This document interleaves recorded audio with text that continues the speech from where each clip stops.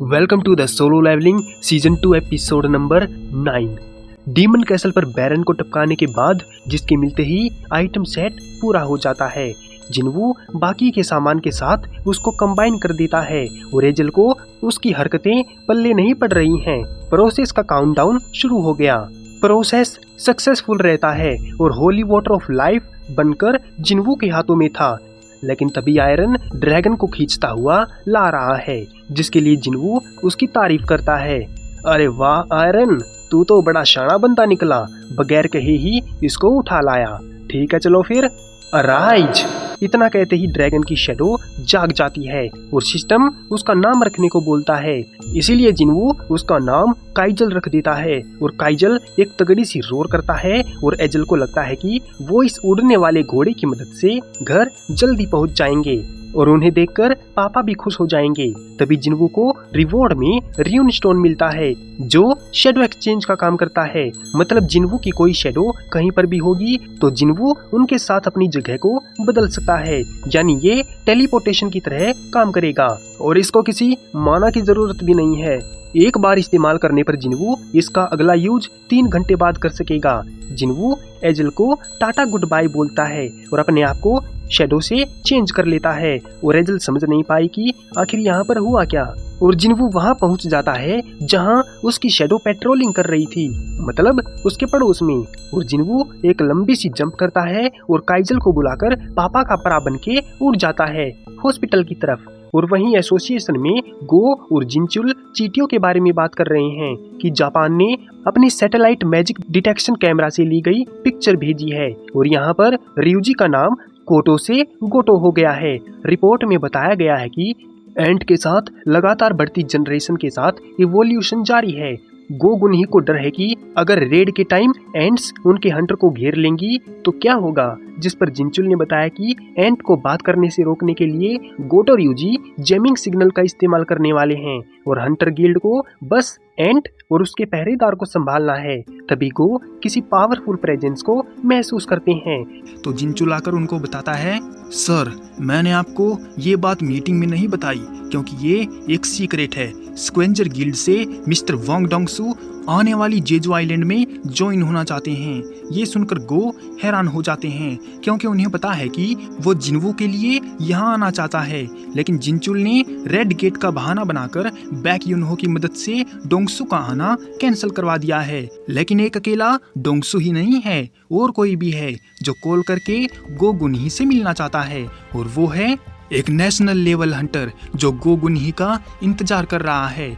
और एक जगह बैठकर दारू पी रहे बैक यूनहो और मिन बयांग भी उसको महसूस करते हैं, लेकिन मिंग बयांग उसको चिल मारकर दारू पीने को बोलता है तो बैक उसको अजीब समझता है। फिर बैक ने बताया कि वो 4th जेजू आइलैंड रेड में जाने वाला है और हो सकता है बैक वहाँ पर मारा भी जाए, लेकिन मिंग बयांग गरीब होने पर भी उस रेड में नहीं जाना चाहता, जबकि उसे पता है कि हंटर्स को पैसे ज्यादा मिलते हैं। इसके बावजूद भी मिंग बयांग एक टीचर की नौकरी करके शांति भरी जिंदगी जीना चाहता है क्योंकि उसका नजरिया लोगों को मारने के खिलाफ है। और वहीं जिनवू अपनी माँ के रूम में एंटर करता है। जिनवू अपनी माँ को होली वाटर ऑफ लाइफ पिलाना चाहता है, लेकिन उसे पक्का यकीन नहीं है कि ये काम करेगा भी या नहीं। जिनवू डरा हुआ है और उसके हाथ भी कांप रहे हैं, लेकिन फिर भी जिनवू हिम्मत करके पिला देता है और एक दर्द भरे फ्लैशबैक में चला जाता है जब उसकी गलती से उसकी माँ पर गर्म पानी गिर गया था और फिर भी उसकी माँ उसी की फिक्र कर रही थी। एलेक्जर ऑफ लाइफ से उसकी माँ का निशान खत्म हो जाता है, लेकिन जिनवू परेशान है कि वो अभी तक उठी क्यों नहीं, जबकि ये सब जिनवू ने उनके लिए ही किया था। जबकि उधर जिन्हा पढ़ाई में कंसंट्रेट नहीं कर पा रही थी तो वो हवा खाने के लिए बाहर चली जाती है, लेकिन बाहर तो हवा गर्म है। और वहीं परेशान बैठा जिनवू तब चौंक जाता है जब उसे अपनी माँ की आवाज सुनाई देती है। उनके पूछने पर जिनवू ने बताया कि वो पिछले 4 साल से सो रही थी, तो अपने बेटे का प्यार देखकर उसकी माँ जिनवू का शुक्रिया बोलती है कि उसको कितनी परेशानियाँ उठानी पड़ी होंगी। जिनवू अपनी माँ को ठीक देखकर खुश है और रोने लगता है। पास ही में एक डॉक्टर ये सुनकर चौंक जाता है कि एक पेशेंट जो लाइलाज बीमारी से सो रहा था वो अचानक से जाग गया है। और जब जिन्हा माँ से मिलती है तो उन्हें गले लगाकर रोने लगती है। ये सब देखकर जिन्वू खुश है कि उसकी मेहनत कामयाब हुई। तभी जिन्वू के पास मिस्टर गो का कॉल आता है और वो अर्जेंटली उससे मिलकर बात करना चाहते हैं। जिन्वू उनके पास पहुंच जाता है तो उन्होंने बताया कि जेजू आइलैंड का रेड 4 दिनों में शुरू हो जाएगा और उसमें वो जिन्वू की मदद लेना चाहते हैं। लेकिन जिन्वू को लगता है कि हाई रैंकिंग डीमन से लड़ने पर उसका लेवल अप हो सकता है, मगर अभी तो उसकी माँ जागी है और उसको कुछ टाइम उनके साथ बिताना है। लेकिन तभी जिन्वू को बहुत तेज माना वेब महसूस होते हैं। उसे लगा आसपास ताकतवर हंटर लड़ रहे हैं। गो ने कहा कि जिन्वू बिल्कुल सही है क्योंकि अब 4 दिन ही बचे हैं, इसीलिए सब हंटर वार्म अप कर रहे हैं और जापान का ग्रेटेस्ट हंटर गोटो ryuji भी आया हुआ है, जिसे हंटर के साथ आम लोग भी जानते हैं। चेयरमैन जिन्वू को उनसे मिलवाने के लिए ले जाता है, जहां पर बैक यूनहो अपने वाइल्ड फॉर्म में एक वन मानुस टाइप हंटर से 2-2 हाथ कर रहा था। वन मानुस हंटर बैक यूनहो को नीचे गिरा देता है तो बैक फिर से उससे भिड़ जाता है और वो दोनों पूरे जिम को हिला डालते हैं। और जिन्वू उनकी फाइट को देख रहा था और उसे लगता है कि बैक यूनहो कमजोर पड़ रहा है। तभी दूर खड़ा चोई कहता है कि बहुत टाइम बाद मिले हैं मिस्टर संग।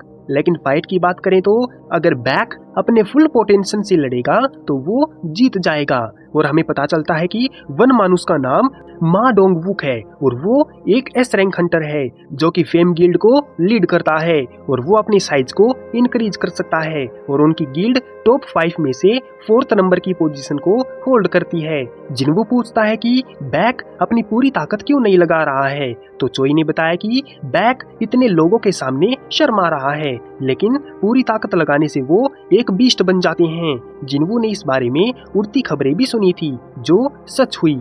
चोई जिन्वू को दूर खड़े जापान के एस रैंक हंटर के बारे में बताता है, जिनका नाम है इजावा इप्पे, इशिदा मारी, केंजो Tanaka, Minoru होशिनो, Atsushi Kumamoto, केनाए तवाता, तत्सुमी फुजिशिमा, mask वाला बंदा के लास्ट में है अकारी शिमिजू और गोटो ryuji को मिलाकर जापान के पूरे 11 एस रैंक हंटर हैं। जिन्वू पहली बार किसी ताकतवर हंटर को देख रहा था। अकारी ने हानेकावा से जिन्वू के बारे में पूछा तो उसने बताया कि वो एक मेज टाइप हंटर है जो अभी अभी एस रैंक बना है, लेकिन गोटो को यकीन नहीं होता कि वो एक मेज टाइप हंटर है। हानेकावा ने बताया कि ये बात ऑफिशियल कंफर्म की गई है। चाहे इन भी जिन्वू को नोटिस करती है क्योंकि वहां पर हवा बदल गई थी। इशिदा मास्कमैन से जिन्वू के बारे में बात करना चाहती है, लेकिन मास्कमैन को कोई बात नहीं करनी क्योंकि यहाँ पर बहुत सारे एस रैंक हंटर हैं, इसलिए वहाँ की हवा उसके लिए खराब है। उनकी फाइट को देखते हुए गोटो कहता है कि उसने सुना है कि बैक काफी स्ट्रॉन्ग हंटर है, लेकिन यहाँ पर भी काफी ताकतवर हंटर मौजूद हैं और चाहे इन और गोगुन ही बस पैसों के पीछे ही भागते रहते हैं। तभी वहाँ पर एक हंटर आता है और कहता है, तू अभी क्या बोला? सारे कोरियन हंटर लालची हैं।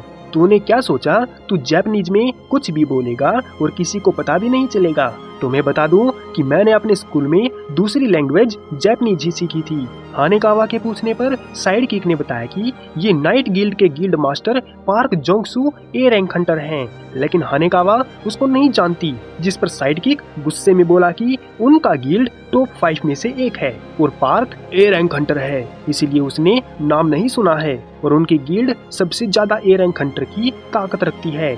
और तो और उन्हें जेजू आइलैंड में हिस्सा मिला है आइलैंड को ब्लॉक करने का, जिस पर पार्क उसको शांत करवाता है ये कहकर कि वो तो बस एक ट्रांसलेटर है और उससे बहस ना करे।